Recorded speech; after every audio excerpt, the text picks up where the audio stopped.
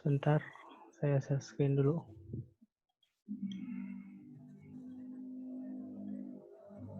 Udah kelihatan belum? PPT-nya. Udah, Kang. Ya. Ya, jadi electroplating.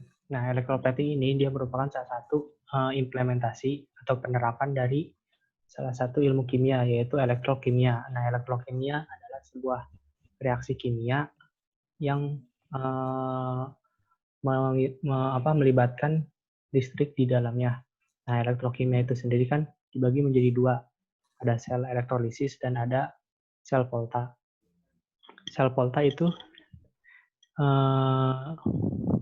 sel volta dia mengubah energi kimia menjadi listrik, sedangkan elektrolisis itu dia energi listrik yang menghasilkan reaksi kimia.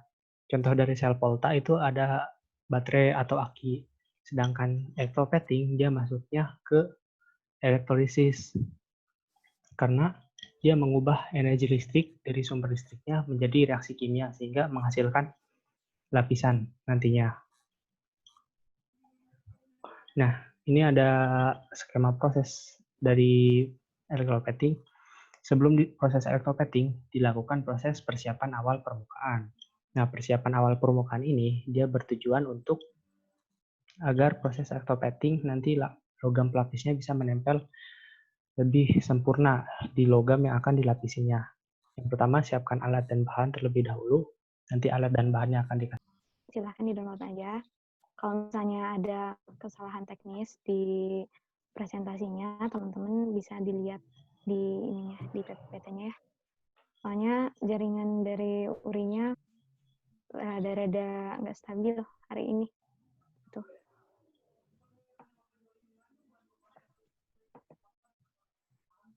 Ya, sorry ya, tadi kurang stabil jaringannya. Dilanjut ya, udah kelihatan kan ininya?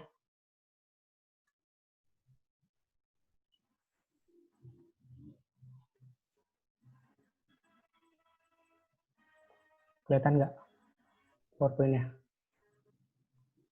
Kelihatan. Lanjut ya. Jadi proses persiapan awal permukaan tadi bertujuan agar proses pelapisannya dia lebih sempurna. Nah, proses ini diawali dengan proses pengamplasan. Proses pengamplasan ini dia menggunakan amplas. Nah, proses pengamplasan ini dilakukan secara 2 kali, yaitu menggunakan amplas kasar dan amplas halus. Nah, amplas kasar ini biasanya dia berukuran 80 mesh sampai 120 mesh, sedangkan amplas halus biasanya dia ukurannya dari 200 sampai 300 mesh. Mesh itu adalah satuan dari amplas. Nah, proses pengamplasan ini dia bertujuan untuk menghilangkan kotoran pada spesimennya. Kotoran itu sendiri kan dibagi menjadi dua, ada pengotor anorganik sama organik. Nah, yang terdapat pada baja biasanya itu ada pengotor berupa karat. Karat ini dia masuknya ke pengotor anorganik. Nah, karat ini bisa dihilangkan dengan proses pengamplasan. Yang awalnya biasanya baja yang berkarat itu dia warnanya itu biasanya kehitaman karena adanya karatnya itu atau oranye kecoklatan. Nah, dengan proses pengamplasan ini dia bisa menghasilkan menghapus karat yang ada di permukaannya sehingga menghasilkan permukaan baja yang lebih halus. Kemudian setelah proses pengamplasan dilakukan proses pengukuran massa dan dimensi baja. Pengukuran massa ini dia menggunakan neraca teknis, bisa menggunakan neraca digital atau neraca analitik, tapi bisa menggunakan neraca analitik kalau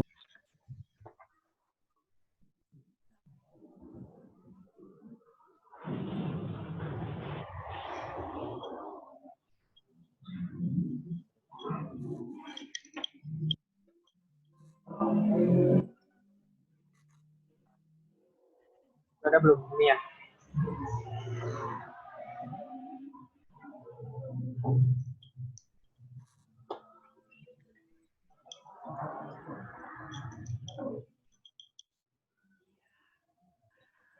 Udah kelihatan kan?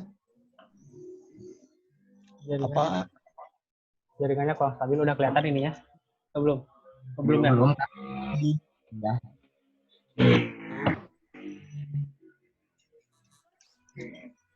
Ya, udah kelihatan. Masih gelap kan? Starter Loading. screen sharing Kak. Nah, baru kan. Udah. Soalnya tadi di dalam kamar itu jaringannya kurang stabil. Sekarang udah pindah keluar. Semoga lebih stabil. Lanjut ya. Tadi kan pengukuran massa dan dimensi. Nah, pengukuran massa dan dimensi ini dia bertujuan untuk membandingkan hasil dari proses electroplating nantinya. Jadi proses electroplating ini pengukuran massa dan dimensinya dilakukan secara 2 kali, yaitu pada saat proses persiapan awal permukaan atau sebelum proses electroplating sama sesudah proses electroplating. Nah, setelah proses pengukuran massa dan dimensi, dilakukan proses pembilasan dengan aqua DM atau proses rinsing. Nah, proses dengan pembilasan dengan aqua DM ini dia bertujuan untuk menghilangkan sisa-sisa pengotor dari proses amplas tadi. Karena biasanya kan setelah di amplas itu ada menghasilkan kotor-kotoran yang berwarna hitam. Nah, itu bisa dihilangkan dengan proses rinsing dengan menggunakan aqua DM. Aqua DM ini biasa juga disebut air suling, air hasil penyulingan, yang mineralnya biasanya sangat kecil. Dan kandungan pengotornya juga kecil. Setelah proses rinsing dilanjutkan dengan proses degressing. Proses degressing ini dia menggunakan larutan basah.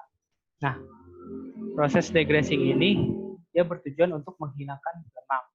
Nah, contohnya di kehidupan sehari-hari kan kalian biasanya mencuci piring dengan sabun. Nah, sabun itu dia sifatnya basah, jadi bisa menghilangkan lemak. Nah, prinsipnya hampir sama seperti proses degressing ini.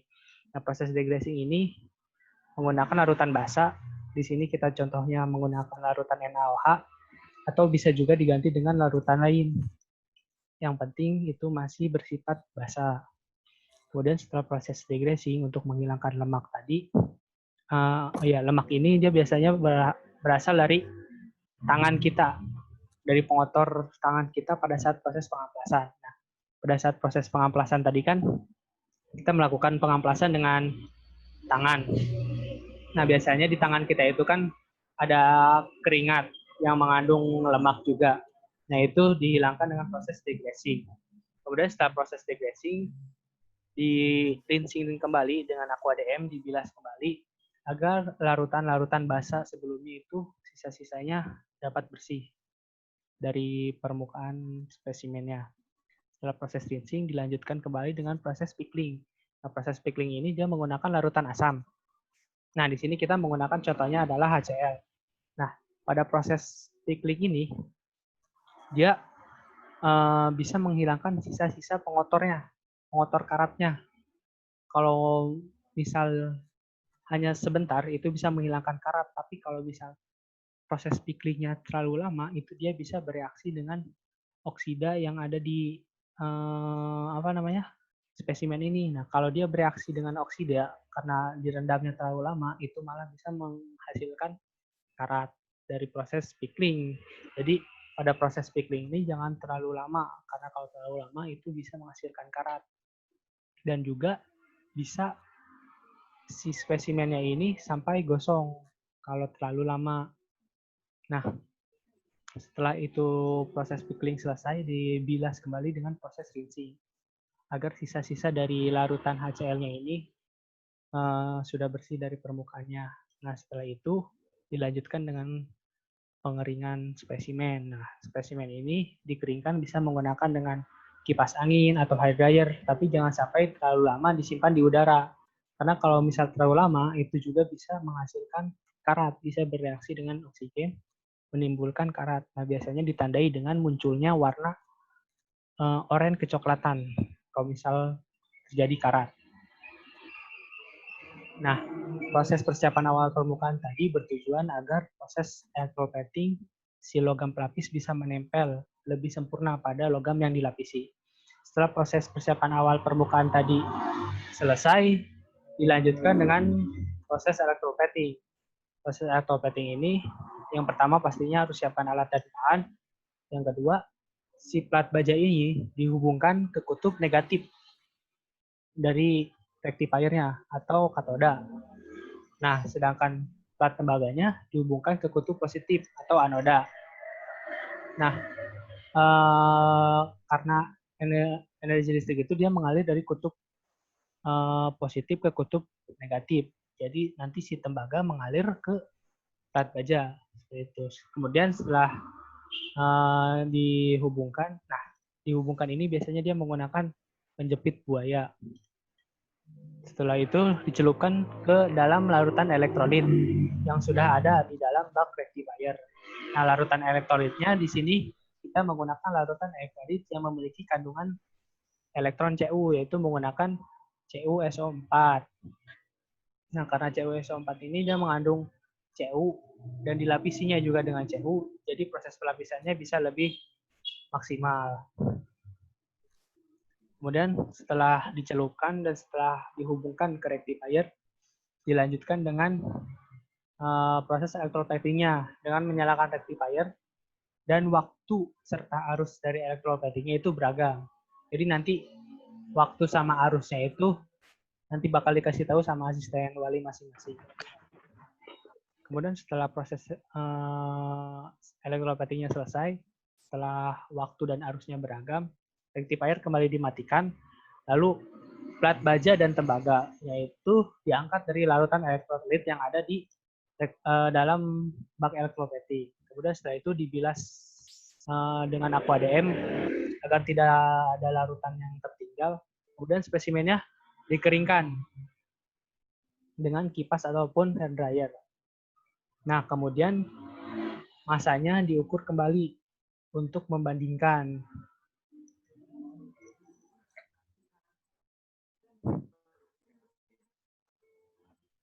Nah, di sini ada contoh gambar rangkaian proses electroplating. Misalkan ini adalah plat tembaga, kemudian ini ada plat baja. Nah, plat tembaga ini dia berada di kutub positif, sedangkan plat bajanya dia ada di kutub negatif. Nah, jadi nanti listrik akan mengalir dari kutub positif ke kutub negatif. Ion-ion Cu2+ yang ada pada Cu, nanti dia bisa berpindah mengalir ke kutub negatif. Nah, kutub negatif ini adalah baja. Contoh misalnya baja ST37 atau baja IC 1010 ataupun material lain.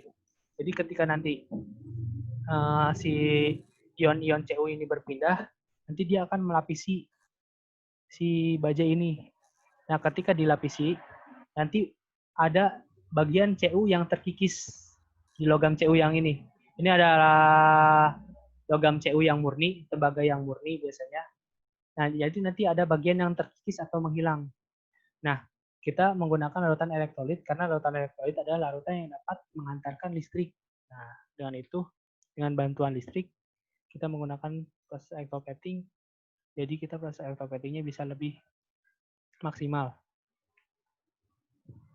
Nah, di dalam rectifier ini, arus yang dihasilkan itu harus searah. Nah, seperti rangkaian sini, dari positif menuju negatif.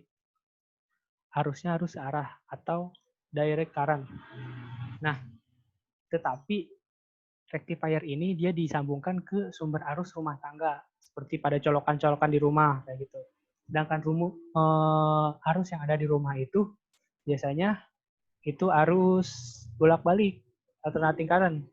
Nah, dari arus bolak-balik ini yang ada pada sumber listrik rumah tangga, itu masuk ke dalam rectifier. Dan di dalam rectifier ini ada transformator atau trapo yang mengubah arus bolak-balik menjadi arus searah sehingga menghasilkan aliran elektron dari positif ke negatif seperti ini. Nah, kemudian di sini ada contoh-contoh prosesnya. Di sini ada proses pengaplasan. Dan ini yang hitam-hitam ini adalah hasil dari proses pengaplasannya ini. Nah, yang hitam-hitam ini itu ada karat dan juga sisa-sisa dari proses amplasnya. Jadi diamplas sampai karat yang ada hilang dari baja yang warnanya hitam bisa sampai mengkilat seperti ini. Dan proses pengamplasannya itu juga harus searah. Jangan sampai proses pengamplasannya itu berbeda-beda arah.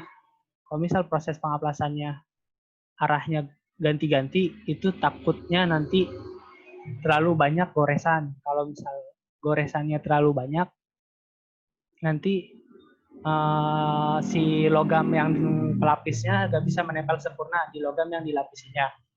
Kemudian setelah itu diukur dengan menggunakan neraca dan jangka sorong. Neracanya ini bisa menggunakan neraca digital atau neraca analitik, tapi kalau misalnya mau ketelitian yang lebih tinggi, boleh menggunakan neraca analitik yang sampai bisa menampilkan 3 angka di belakang koma dan diukur dengan jangka sorong yang ketelitiannya lebih tinggi daripada penggaris atau mistar. Nah, setelah itu dilanjutkan dengan proses rinsing, degrading, dan pickling. Nah, pada proses rinsing, degrading, dan pickling itu harus menggunakan tangkrus. Jadi si spesimen bajanya ini jangan dipegang langsung oleh tangan. Nah, karena tangan kan tadi bisa menghasilkan keringat dan lemak. Kalau misal si spesimen baja ini dipegang sama tangan, takutnya ada lemak atau pengotor lain yang tertinggal di dalam baja. Jadi harus menggunakan tangkrus, jangan langsung dipegang oleh tangan. Nah, kemudian nanti di proses degrading itu biasanya dibantu dengan dipanaskan. Nah, proses dipanaskan ini biasanya dia bertujuan untuk mempercepat reaksi dari proses degrading. Bisa juga gak usah dipanaskan. Itu tergantung aja. Bisa dipanaskan atau gak usah dipanaskan. Tapi kalau misal mau lebih cepat reaksinya itu dipanaskan. Nah, setelah proses selesai, dirinsing, kemudian dikeringkan. Tapi jangan terlalu lama di proses pengeringan ini. Nanti dia bisa menimbulkan warna oranye kecoklatan seperti karat. Nah, setelah itu dilanjutkan dengan proses electroplating. Si spesimennya ini dijepit dengan penjepit buaya. Kemudian jarak antara spesimen ini jangan terlalu jauh dan juga jangan terlalu dekat. Nanti itu akan berpengaruh pada hasil ketebalan elektroplatingnya. Setelah itu diukur kembali masanya untuk dibandingkan dan dimensinya. Nah, di sini kan kelihatan dia kayak warnanya itu tampak memudar. Artinya di sini dia karena warnanya tampak memudar, artinya lapisan si tembaganya ini tidak menempel dengan sempurna. Pelapisnya tidak menempel dengan sempurna pada bajanya. Sehingga ada bagian-bagian yang terkelupas dan warnanya menjadi seperti ini. Bisa juga pada proses persiapan awal permukaannya mempengaruhi, karena persiapan awal permukaan yang kurang maksimal menghasilkan lapisan yang kurang maksimal juga. Jadi lapisannya tidak kuat menempel pada baja. Nah, contoh di sini ada video dari proses electroplating.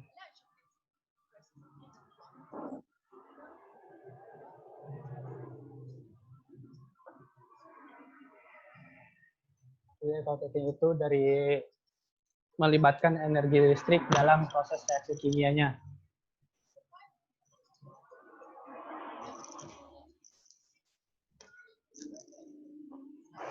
Biasanya electroplating ini dia digunakan untuk proses proteksi, untuk melindungi si logam yang dilapisi dari lingkungannya, dari korosi contohnya.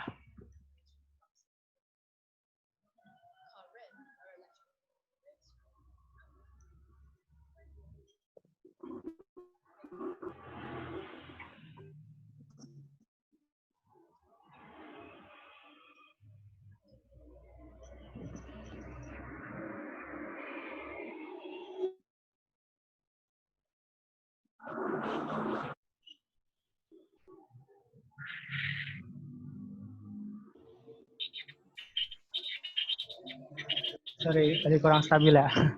Ulang lagi.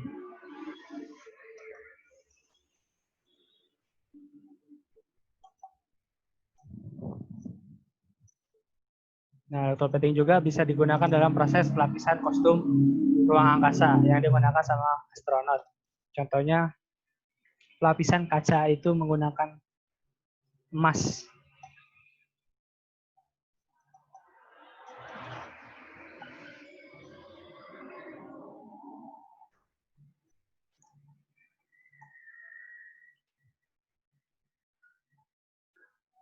Jadi anoda dihubungkan ke kutub positif dan katoda ke negatif.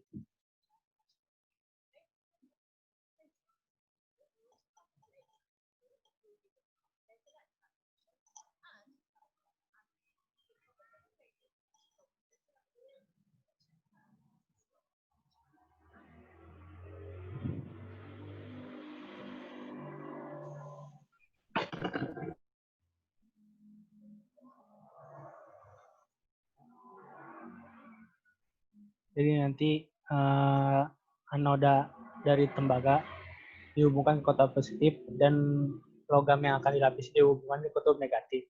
Dan ini ada copper based solution. Ini apa? Larutan yang berbasis tembaga. Contohnya adalah CuSO4. Jadi nanti si elektron akan mengalir. Nah, ini jadi ion-ion dari Cu2+ yang ada pada larutan CuSO4 dan juga tembaga, batang tembaganya, nanti dia akan mengalir karena adanya arus listrik dari positif ke negatif. Sehingga nanti si ini akan menempel pada logam yang akan dilapisi. Dan terjadi reaksi reduksi pada katoda. Sedangkan pada anodanya nanti akan bereaksi secara oksidasi. Nah, reaksi oksidasi ini dia melepaskan elektron, melepaskan Cu, dan si logam yang dilapisi akan menerima ion Cu2+.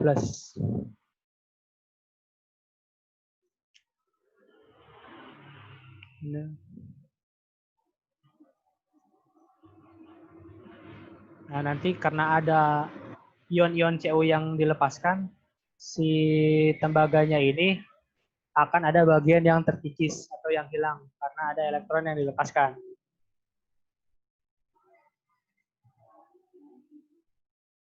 Nah, oksidasi itu dia kehilangan elektron, sedangkan reduksi dia menerima elektron.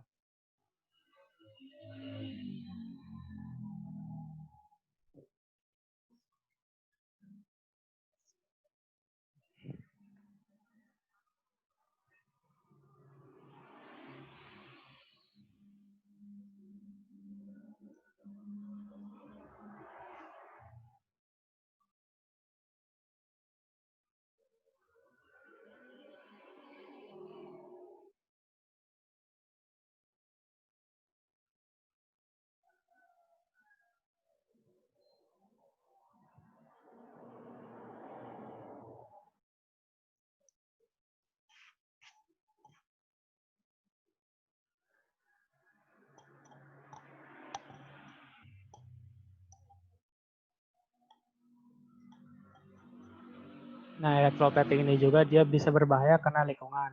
Karena ada bagian yang terbuang, contohnya asap dari hasil elektroplating yang bisa berbahaya bagi lingkungan. Jika dia mengandung logam berat dan terhirup oleh manusia, itu bisa menyebabkan kanker paru-paru.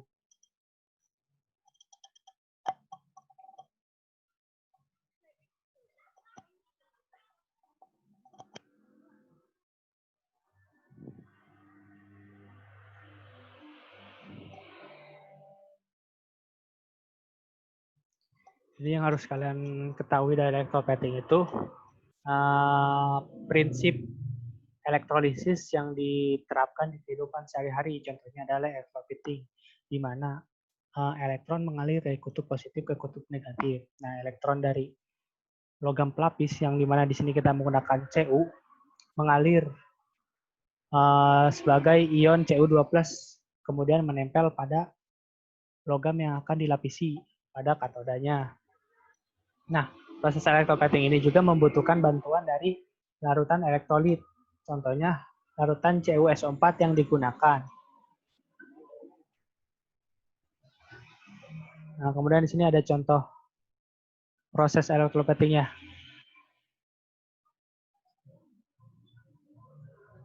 Ini proses elektroplating.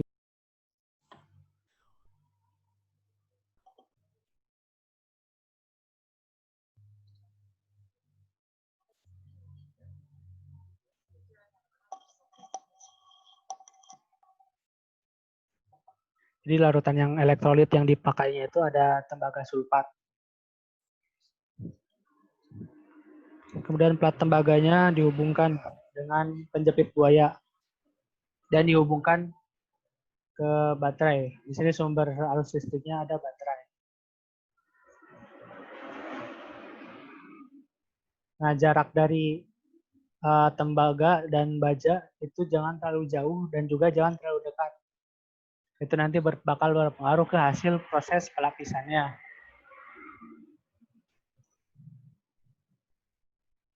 Nah, setelah selesai, biasanya akan menghasilkan warna tembaga, merah kecoklatan atau kekuning-kuningan.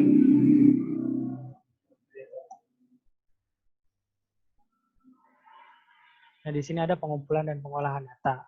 Jadi nanti buat pengumpulan datanya, nanti ada spesimen yang dilapisi. Di sini ada plat baja, nanti ada plat baja ST37 atau baja 1010, nanti bakal dikasih tahu sama asisten walinya masing-masing. Kemudian ada spesimen pelapisnya, bisa tembaga ataupun yang lain. Kemudian ada larutan elektrolitnya, larutan pickling, degressing, nanti juga akan dikasih tahu sama asistennya masing-masing. Kemudian kuat arus dan waktu juga nanti silakan tanya aja ke asisten walinya masing-masing, nanti bakal dikasih tahu sama asisten walinya masing-masing. Biasanya berbeda-beda karena kuat arus sama waktu proses ini akan sangat berpengaruh ke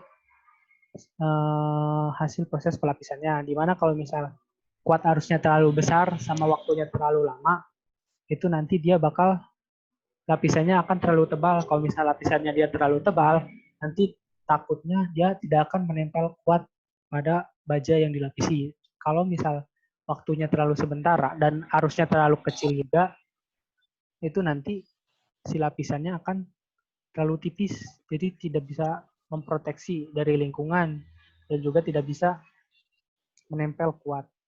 Nah, kemudian nanti ada massa sama dimensinya, nanti juga bakal dikasih tahu sama asisten walinya masing-masing. Kemudian ada pengolahan data. Yang pertama ada luas permukaan. Nah, luas ini nanti kalian hitung sebelum sama sesudah lapisan. Nanti panjang, lebar, sama tingginya bakal dikasih tahu sama asistennya masing-masing.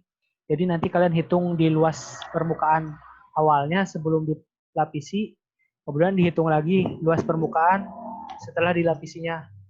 Nanti kalian bakal tahu perbedaannya apakah bakal menjadi lebih tebal ataupun menjadi lebih tipis. Kemudian dihitung elektronnya. Di sini nanti ada ARCU sama ada elektron dari reaksi yang terjadinya. Nah, kemudian dihitung beratnya. Beratnya ini nanti kalian masukkan nilai elektron ini kemudian ini ada I itu arus, kemudian T itu waktu dan massa jenis, kemudian ini ada luas. Nanti kalian masukkan nilai yang ini. Kemudian setelah dapat beratnya, nanti kalian juga bisa dapat ketebalannya. Nah, ketebalannya ini nanti kalian bisa dapatkan menggunakan persamaan berat dibagi rho dikali A. Rho-nya massa jenis, A-nya luas penampang. Nah, jadi nanti kuat arus sama waktu proses bakal sangat berpengaruh ke hasil pelapisan. Jadi kalau kita ingin melakukan electroplating harus benar-benar menggunakan kuat arus sama waktu proses yang pas, jangan sampai terlalu lama, jangan sampai terlalu sebentar. Nanti bakal sangat berpengaruh pada hasil pelapisannya. Nah, kalau misal kalian mau tahu logam apa saja yang bisa dijadikan sebagai pelapis, kalian bisa lihat di Delete Volta. Nah, di situ nanti akan ada logam-logam yang menunjukkan bahwa dia itu bisa dijadikan sebagai pelapis dalam proses electroplating. Kemudian selain contoh electroplating ini menggunakan CU, ada electroplating menggunakan krom, itu ada di kursi kuliah contohnya. Dan itu juga ada electroplating dengan emas. Dengan emas ini biasanya dipakai di baju astronot luar angkasa. Biasanya kacanya itu dia dilapis dengan emas untuk melindungi dari lingkungan sekitar. Nah, kira-kira sampai situ ada yang mau ditanyain nggak? Atau misal tadi ada yang putus-putus juga, kalau misal kurang jelas boleh ditanyain.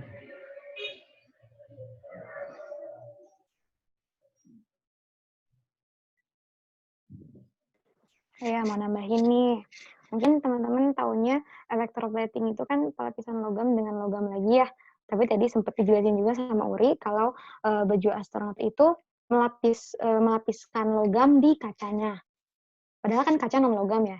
Jadi teman-teman, electroplating ini tuh bisa dilakuin juga buat di non logam kayak kaca, kayu, atau ya pokoknya non logam kayak gitu. Nah, perbedaannya ada di persiapan awal permukaannya. Jadi, kalau di persiapan awal permukaan electroplating non logam, ada proses yang namanya aktivasi permukaan. Jadi, si aktivasi ini tujuannya supaya si logam itu bisa nempel di permukaan yang non logam. Nah, aktivasi ini biasanya larutan yang dipakainya tuh formaldehid. Formaldehid biasanya yang lebih murah dipakai H2SO4 kayak gitu teman-teman. Jadi kalau misalnya ada yang bingung kan electroplating logam sama logam, kenapa kaca dilapisin sama logam? Nah, itu tuh salah satunya kayak gitu caranya. Jadi diaktifasi dulu di persiapan awal permukaannya kayak gitu. Terus di persiapan awal permukaan juga mungkin kalian nggak lihat ya fenomenanya karena kalian tidak melakukannya secara langsung. Jadi waktu baja di pickling, dia kan artinya bajanya bereaksi dengan HCl.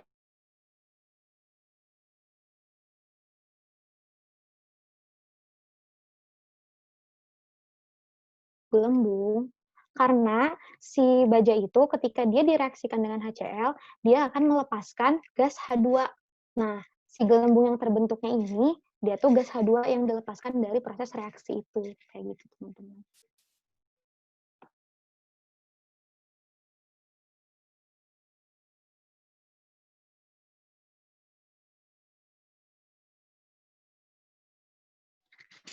Gimana, Masih ada yang dibingungin nggak?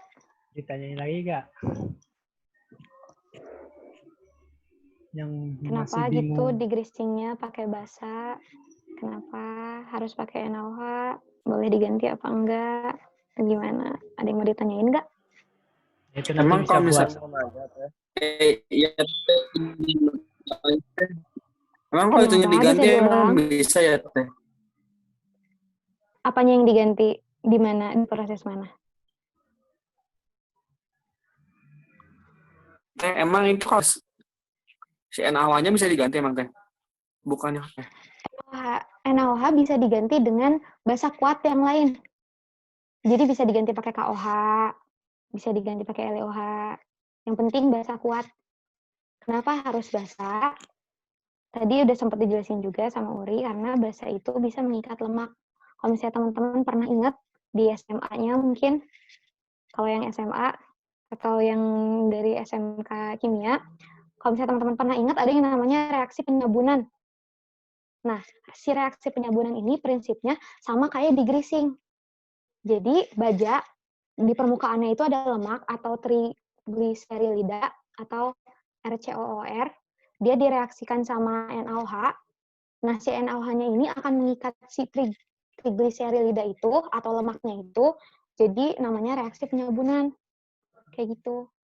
Jadi si lemaknya teh bukan tiba-tiba hilang ya, bukan tiba-tiba kemana si lemaknya teh, tapi diikat sama si NaOH itu. Jadi RCOONA plus H2O. Kayak gitu. Makasih.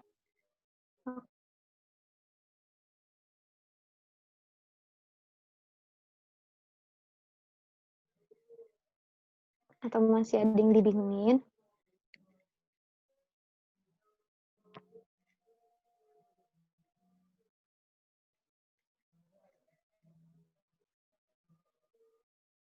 Yang masih belum jelas ditanyain aja ya. Takutnya nanti pusing dianalisa kalian. Atau nanti pas ujian akhir nggak bisa ditanyain. Saya mau nanya, Ya. pas praktikum hal yang paling harus diperhatikan itu apa ya teh? Biar nggak nyampe gagal gitu. Itu aja. Oke. Biasanya kebersihan dari si plat bajanya. Karena kalau misalnya si plat bajanya masih kotor atau persiapan awalnya kurang, jadi si lapisan CU-nya tuh nggak akan nempel sempurna. Terus arusnya kalau misalnya nggak stabil, kadang suka naik turun kayak gitu, itu dia bakal bikin si lapisan CU-nya nggak sempurna nempelnya. Terus jarak. Terus kalau jarak tuh dia pengaruhinnya merata sama enggaknya lapisan tersebut nempel di baja kayak gitu. Terus arusnya kalau misalnya terlalu gede nanti bisa gagal, atau kalau misalnya arusnya kekecilan nanti nggak nempel si lapisan CU-nya. Terus pengotor. Jadi pengotor ini dia bisa ada di CuSO4-nya. Kalau misalnya si CuSO4-nya jelek nih, udah ada pengotor yang lain, dia bisa pengaruh ke lapisan CU yang nempel di bajanya. Jadi lapisannya tuh nggak akan murni CU. Kayak gitu. Gitu sih paling. Terus teh kalau biar arusnya seimbang itu gimana teh? Kenapa? Biar arusnya seimbang itu, nggak kegedean, nggak kekecilan itu gimana? Itu ada arus optimalnya sebenarnya yang bikin kira-kira si di arus sekian dan di voltase sekian bakal stabil gitu, bakal bagus si lapisannya. Itu tuh tergantung sama si luas, sama si dimensi dari dimensi dari spesimennya. Itu teman-teman bisa cari silahkan di internet. Uh, dimensinya tuh pengaruh ke arus dan lain-lainnya tuh kayak gimana. Itu bisa dicari ya. Oke, makasih ya teh. Oke. Teh mau nanya teh, kalau Ya. misalnya kita ya, kan kita mau nyoba-nyoba gitu ya praktek apa namanya rectoplating baja. Nah, kan gitu tuh nggak punya rectifier. Ada ininya nggak teh? Ada yang alternatif dari rectifiernya itu atau enggak? Sebenarnya kalau misalnya mau poinnya pelapisan aja, ada yang namanya electroless plating. Nah, electroless plating itu dia nggak pakai arus listrik. Jadi, si lapisannya itu teman-teman bisa dapetin dari konsentrasi larutan CuSO4-nya. Kayak gitu. Jadi gimana teh ininya teh? Konsentrasi gimana? Kurang ini. Gini. Kurang ngerti teh. Kan ada electroplating, ada electroless plating. Kalau electroless plating itu dia nggak pakai arus.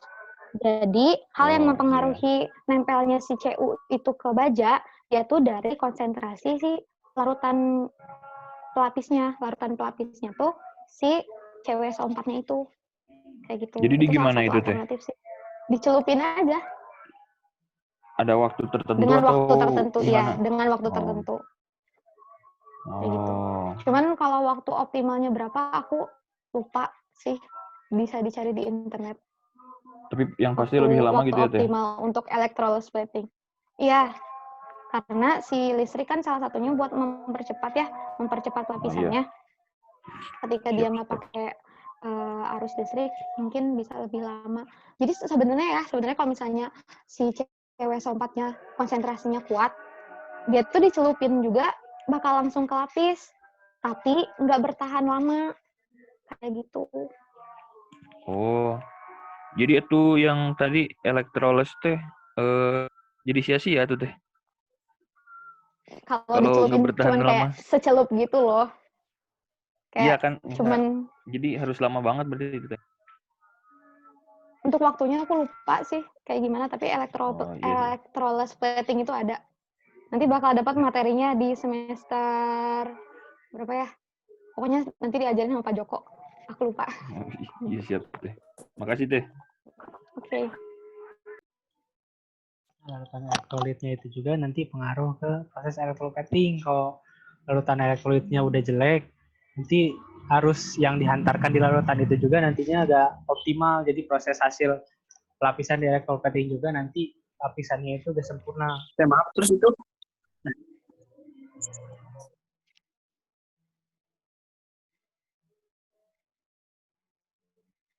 ada lagi yang mau ditanyain?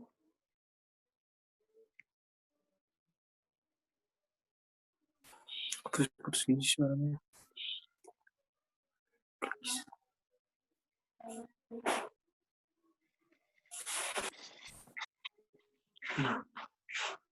Ada yang masih nggak ngerti nggak dari proses ininya, dari proses electroplatingnya? Atau udah kebayang?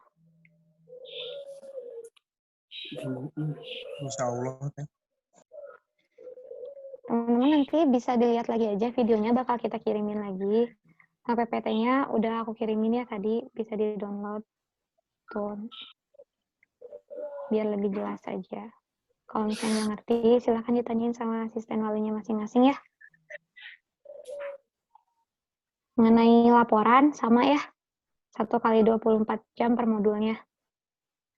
Batas waktu terakhirnya, batas waktu berakhir sama kayak kemarin. Ada yang dibingungin Jam nggak? 6 juga. Jam 6 juga, Teh. Nggak jam 6 atau batas waktu terakhir roomnya selesai? Ya udah sampai jam 6. Enggak. Kan udah disuruh nyicil dari kapan? Dari lama banget disuruh nyicil. Teori dasar dan lain-lainnya. Iya kan. Iya. Kan? Kan nyicil dari Enggak dong. Gitu. SKS. Teh itu Disuruh maaf teh, siapa tuh SKS? Ya? mau menanya yang tadi teh. Terus kalau misalnya Kenapa? elektrolysis plating itu bagusan mana teh? Tadi soalnya nggak Kenapa? jelas teh. Kenapa? Elektroplating sama apa tadi teh? Electrolysis Electrolysis plating. plating. Plating Ya. itu kalau misalnya hasil akhirnya bagus yang mana teh? Kalau hasil Bagusan yang ori. akhirnya, seingat aku ya, kalian bisa lihat lagi. Aku takutnya salah nyampein ke kalian. Bagusan yang electroplating daripada yang electrolysis plating, karena kalau yang electroplating itu dia melibatkan difusi atomnya. Jadi difusinya teh lebih gimana ya? Lebih nempel Nggak gitu padat. ke si bajanya teh, ke si logam yang dilapisnya. Tapi kalau waktunya berarti teh cepetan elektroplating ya? Iya. Dari segi waktu lebih cepat electroplating.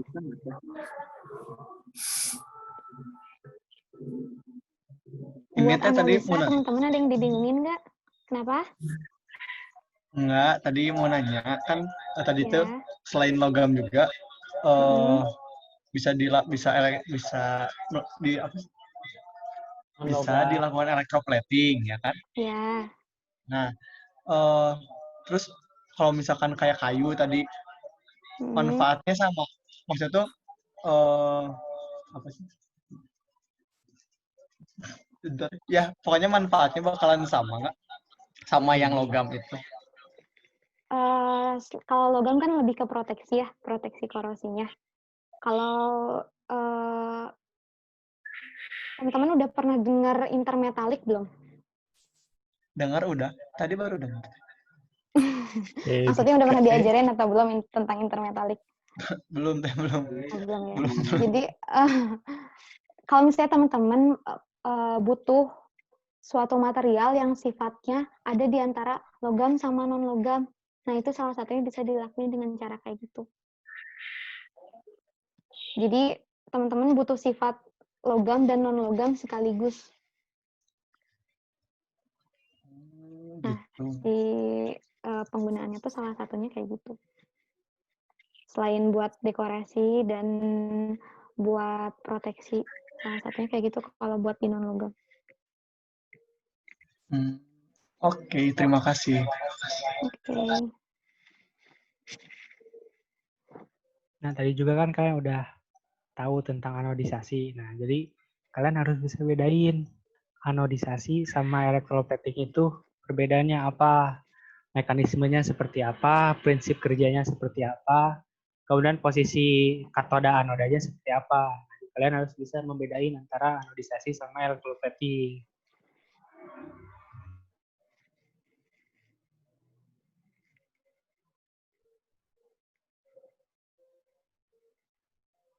Ada yang masih dibingungin?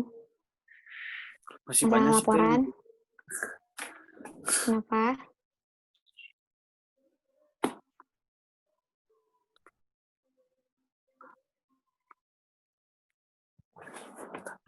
Iya, buat laporan ya. Mau ngingetin juga. Kemarin sempat lihat yang lucu-lucu. Untuk format, silahkan dicontoh yang di Google Drive ya. Kayak skema prosesnya, si tabel-tabelnya bentuknya harus seperti apa, harus warna apa. Itu silahkan dilihat di format ya, yang benernya yang kayak gimana. Contohnya, kalau perlu di-download silahkan download, gak apa-apa. Copy Terus berarti nggak buat apa-apa ya, Teh? gimana? Di copy. Dibuat sendiri atuh. Oh, dikira boleh. Oh Maafin. iya, format laporan itu gak usah pakai header footer yang ada di format itu ya, yang ada kopnya itu, yang lambang-lambang. Ya, nggak usah pakai kop. Soalnya ini Ada ada yang kemarin yang kayak ngirim, gitu. yang ngirimnya sama. Itu apa? Kop tuh yang di atas ada kimia korosi yang kayak Laboratorium gitunya. Kimia Korosi, Oh. Jani. Nah itu Oh, jangan iya, iya, bawa. iya. Jangan pakai itu guys, jangan ini mah ya. Langsung Tapi header siap. footer aja, oke? Header footernya Terus yang dicontohin. ya jangan mahiwal, mentang-mentang nggak ada header footer di laptopnya, usaha minta ke temen, jangan mahiwal. Kampanye teh Header footer teh kemana aja. Terus buat gambar proses, teman-teman gambar prosesnya aja, nggak usah mukanya orangnya, nggak usah digambar. Nggak usah ya, orangnya kayak orang lagi manasin kawat ose, nggak usah, orangnya nggak usah digambar, nggak usah. Kawat osenya aja, kawat osenya sama api, kayak gitu misalnya teh. Ya, nggak usah, orangnya nggak usah digambar. Jangan Cuma dibuat variasi sulit. aja ya, Teh, berarti. Ya, nggak usah digambar.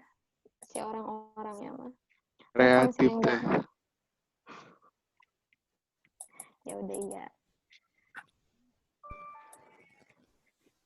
Gak usah digambar kayak orang lagi titrasi, terus orangnya membelakangi. Ya kalau gambarnya bagus ya nggak apa-apa.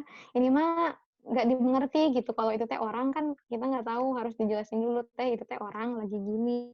Kan Jangan si Dendi. Soalnya Dendi mah bukan orang. Teh nggak itu ngerti Eng boleh juga. di-kick nggak, Teh? Kesel Teh aku ngeliat Engnya. Siapa Farhan? Bukan aku hostnya, Boleh nggak bisa di-kick nggak? nge-kick. Kesel. Bukan aku hostnya, nggak bisa nge-kick. Apa. Rangkel hidup wae. Izin menanyakan teh. Ya, Terus kalau misalkan si logamnya teh itu bersih dari kotoran, bersih dari lemak, itu masih bisa korosi nggak teh? masih. Makanya kenapa jangan didiamin terlalu lama di permukaan kayak gitu. Di udara terbuka kayak gitu-gitu.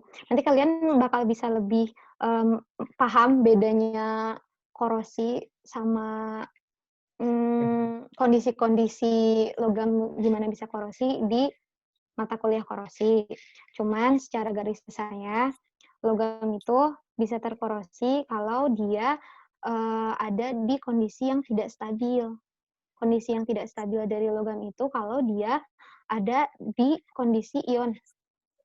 Jadi kayak kalau Fe2+, Fe3+. Nah, itu logamnya ada di kondisi korosi. Kalau logam, kan selama ini kalian taunya oksida itu karat.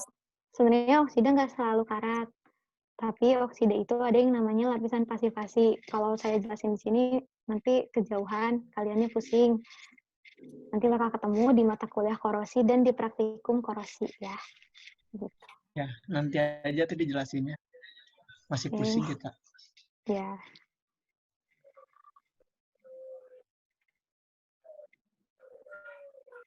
Baik teh, makasih.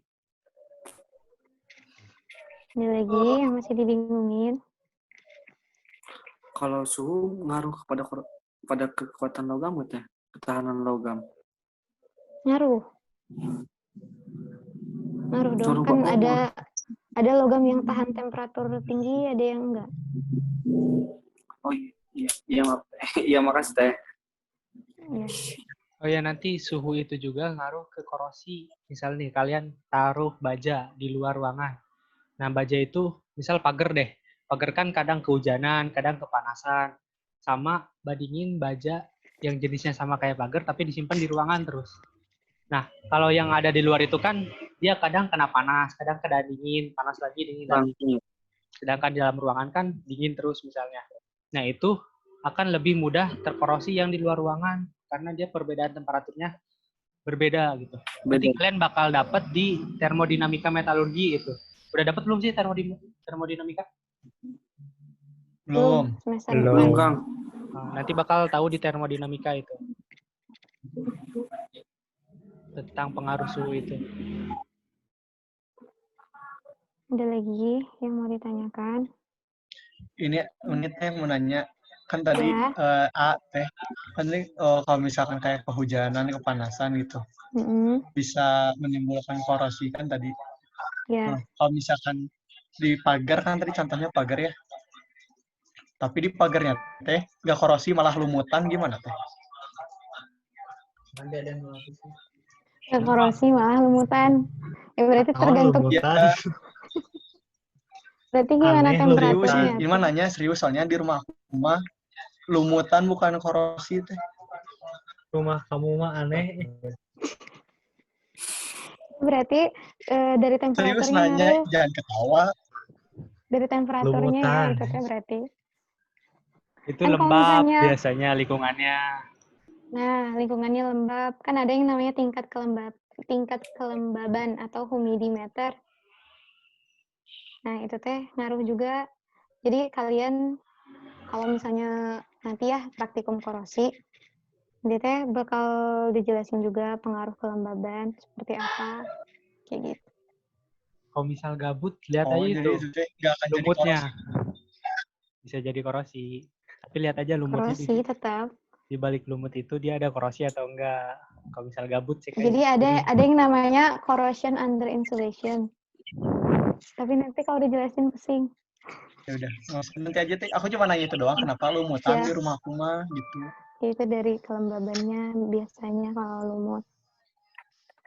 Oke, terima kasih. Ya. Ada lagi yang mau ditanyain?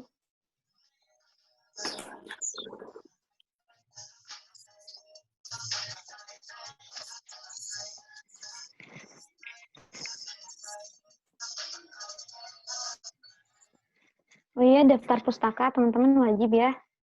Kalau bisa pakai citasi, takutnya teman-teman disangka kopas, kan padahal nggak kopas. Apa sih tadi? Citasi itu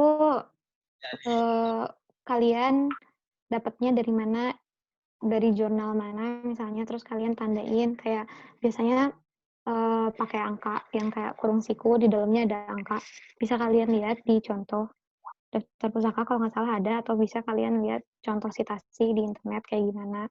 Itu tuh biar ngebuktiin kalau misalnya teman-teman tuh nggak kopas. Jadi kalian dapat kalimat itu dari mana, citasinya dicantumkan kayak gitu. Soalnya banyak kejadian waktu di tahun lalu, praktikum tahun lalu, banyak teori dasar yang kalimatnya sama persis.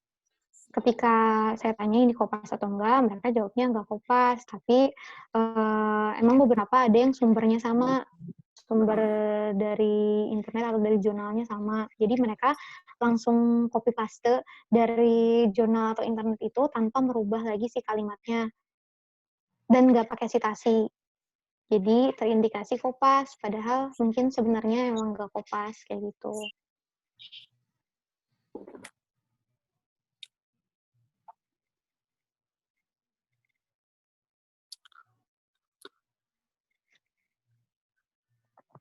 Ada lagi yang mau ditanyain nggak?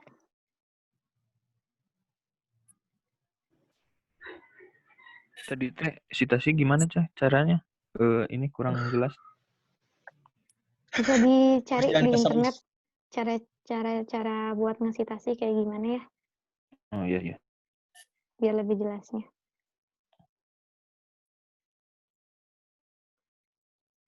Udah, nggak ada yang ditanyain lagi?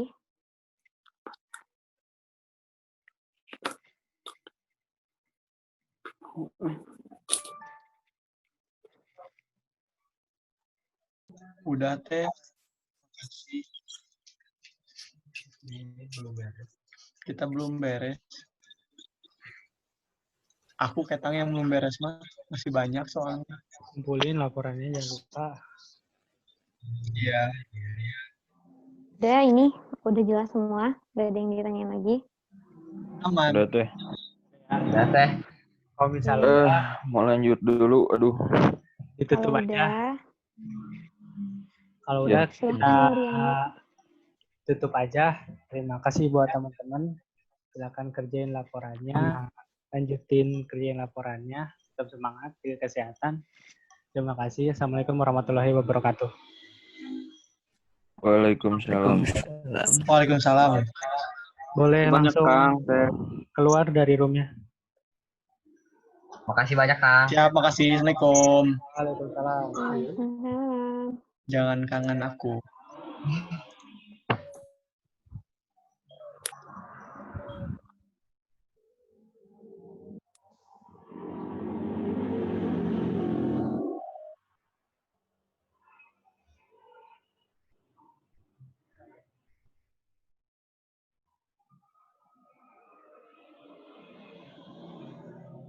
Sugan Marek jadi penghuni terakhir ngebieu. Selesai. Ah, ya